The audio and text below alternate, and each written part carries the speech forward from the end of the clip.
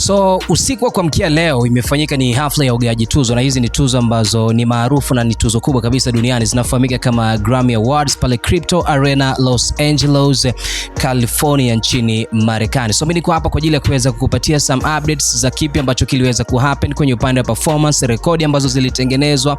At same nitakupatia orodha ya washindi kwenye baadhi ya vipengele. So don't forget to subscribe on my YouTube channel hapa TikTok, lakini pia usisahau kunifuatilia kupitia Instagram kwenye mitandao yote ya kijamii @bariton_tz. Utakuwa umetisha ile kinoma noma. So in terms of records, rekodi ambazo zimeweza kutengenezwa ni kutokea kwake rapper K-Dot ambaye amefanikiwa kuweza kuondoka na tuzo 5 kwenye usiku mmoja, akitengeneza rekodi nyingine pia ya kuwa msanii wa pili baada ya Steve Wonder kuweza kuondoka na tuzo 5 kwenye usiku mmoja wa Grammy consecutively mara mbili. Cause if you remember, kwa mwaka jana pia 2025 alifanikiwa kuweza kuondoka na tuzo zipatazo 5 kupitia ngoma yake ya Not Like Us ambayo ilifanikiwa kuweza kushinda kwenye almost category zote ambazo ilikuwa nominated. Another record ambayo K-Dot ameweza kuitengeneza ni ile ambayo ameweza kumpita ni rapper Jay-Z ambaye alikuwa akiongoza. So before ubao ama rekodi zilikuwa zimesimama kama hivi kwenye upande wa rappers ambao wako na tuzo nyingi za Grammy.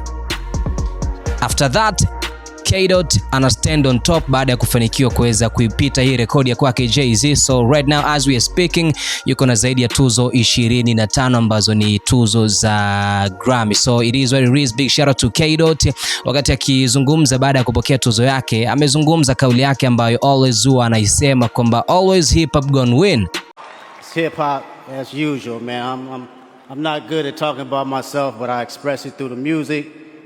It's an honor to be here, Pilot Eclipse. Every time I tell you this, hip hop is gonna always be right here. So kwenye upande mwingine wa washindi, let me take you back kwenye kila ambacho kiliweza kutokea. Nitakusomea hapa kwenye baadhi ya category. Record of the year imeenda kwa kini Kendrick Lamar kupitia track yake ambayo inafahamika kama Luther alongside Caesar, lakini alikuwa nominated na Sabrina Carpenter kupitia ngoma yake ambayo inaitwa Moonchild, Anxiety ya kwake Doechii, Wildflower ya kwake Billie Eilish, Abracadabra ya kwake Lady Gaga pamoja na The Subway ya kwake Chappell Roan, APT ya kwake Rose pamoja na Bruno Mars ilikuwa nominated pia kwenye hii hapa category.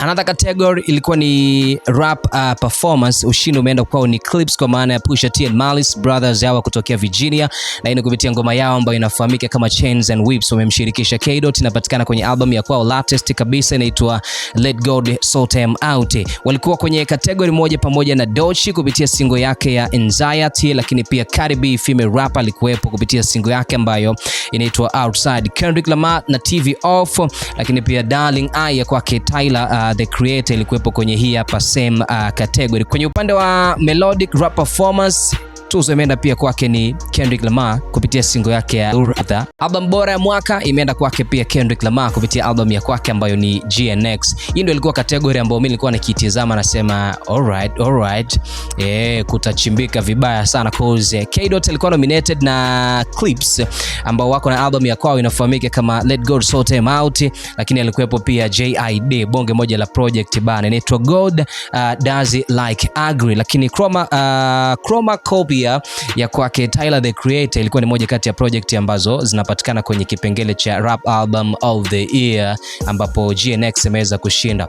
Alright, sorry. Glorilla pia alikuwepo na album yake inanitoka jina kidogo, lakini pia ni moja kati ya watu ambao walikuwa nominated. Another thing, kitu ambacho kimeweza kuwashangaza watu wengi ni kutokea kwake Justin Bieber. Ini kwenye upande wa performance, jamaa alienda kuperform akiwa amevalia nusu tupu, I can say right on stage. Alikuwa amevalia zake boxer na akachapa zake performance bila uoga wowote.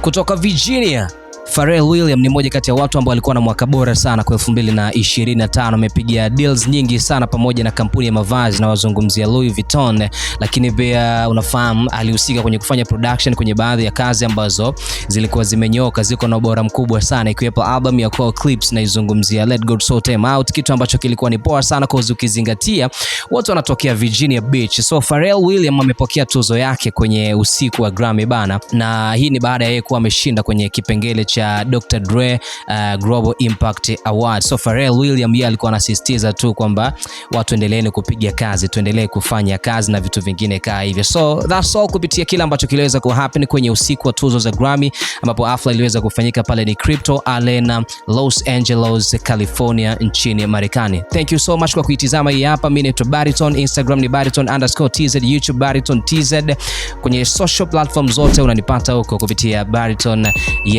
TZ. Fanya kusubscribe, bonyeza the notification button iwe mtu wa kwanza kupata taarifa ambazo mimi nakuwa nakuwekea hapa. So one more time, thank you so much kwa time yako.